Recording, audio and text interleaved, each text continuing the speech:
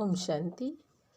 सुनते हैं 20 नवंबर 2021 की बाबा की मधुर महावाक्य। आज की मुरली में गीत बजा है, जले ना क्यों परवाने। हाँ, परवाने बनकर क्यों ना जले क्षमा पर। कैसे? जैसे बाबा बार बार मुरली में कहते हैं, बच्चे फिदा हो जाओ। फिदा होना अर्थात परवाने बनकर जलना, प्रैक्टिकल में नहीं, माना शिव बाबा के बन जाए। और साथ ही साथ शिव बाबा ने हम बच्चों को कहा, बच्चे अपना पोता मेल रखना। किस बात के लिए?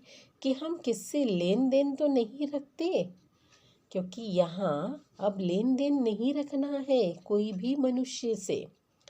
अगर देहधारी से लेन देन रखेंगे तो वह देहधारी ही याद आएगी, बहुत बुरे कर्म हो जाएंगे, क्योंकि किसी से लेन देन रखे तो उनका हिसाब किताब बन जाता है। तो बाबा कहे हिसाब किताब बना लेंगे तो ब्राह्मण खुद के ही जीवन को खत्म कर देंगे, अर्थात बदकिस्मती बना लेंगे। और बाबा कहे कि देखो, बच्चों से अभी भी कोई भूले नहीं होनी चाहिए। अगर होती है तो उसका कारण क्या है? तो बाबा कहे योग की कमी। योग की कमी है। योग की कमी होने के कारण बच्चे कच्चे रह गए, कभी कभी किसी न किसी के नाम रूप में फंस जाते हैं, पतित पावन को भूल जाते हैं। अगर निरंतर शिव बाबा की याद में रहे तो कोई देहधारी याद ही ना आए।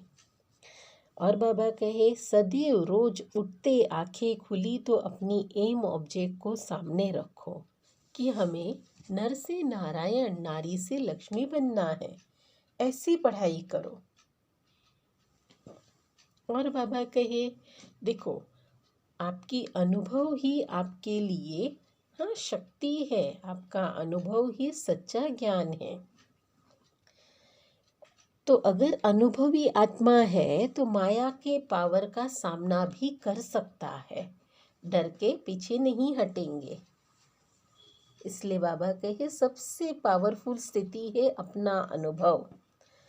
अनुभवी आत्मा कभी भी विल पावर से पावर का, सभी बातों का या समस्याओं का सहज सामना कर सकते हैं।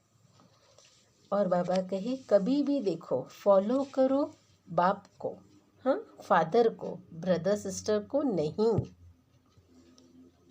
अब सुनते हैं मुरली संक्षेप में।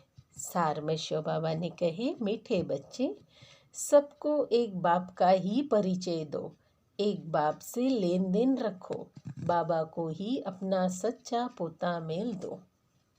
मुरली का प्रश्न है, बच्चों से अब तक भी अनेक प्रकार की भूलें होती रहती है, उसका कारण क्या है? उत्तर है, मुख्य कारण है योग में बहुत कच्चे हैं बच्चे।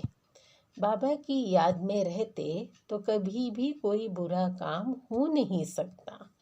नाम रूप में फंसेंगे तो योग लग नहीं सकता। तुम पतित से पावन बनेंगे, यह धुन में रहो कि हमें पतित से पावन बनना है, एक लगन लगी रहे। निरंतर शिव बाबा की याद में रहो। तुम्हारा आपस में जिस्मानी प्यार नहीं होना चाहिए, नहीं तो जिस्मानी प्यार होगा तो देहधारी में अटकेंगे। आत्मिक प्रेम रखो। हर एक आत्मा शिव बाबा का संतान है। मुरली में गीत बजा है, जले ना क्यों परवाने, क्षमा पर क्यों ना जले। जब इतना प्यार कर रहा है परमात्मा तो क्यों ना हम उन पे फिदा हो जाए। सुनते हैं धारणा के लिए मुख्य सार। पहली पॉइंट है, ज्ञान के साथ साथ अपना भविष्य बनाने की युक्ति भी सीखनी है। एक बाबा से वर्षा लेना है, किसी देहधारी के पीछे बदकिस्मत नहीं बनना है। दूसरा पॉइंट है, आपस में किसी बात के कारण बाबा की सर्विस नहीं छोड़नी है। सवेरे सवेरे उठकर अपने आप से बातें करनी है, याद करने की मेहनत करनी है। आज का मीठा वरदान है, अनुभव की विल पावर द्वारा माया की पावर का सामना करने वाले अनुभवी मूर्त भव। इसका स्पष्टीकरण है, सबसे पावरफुल स्टेज है अपना अनुभव।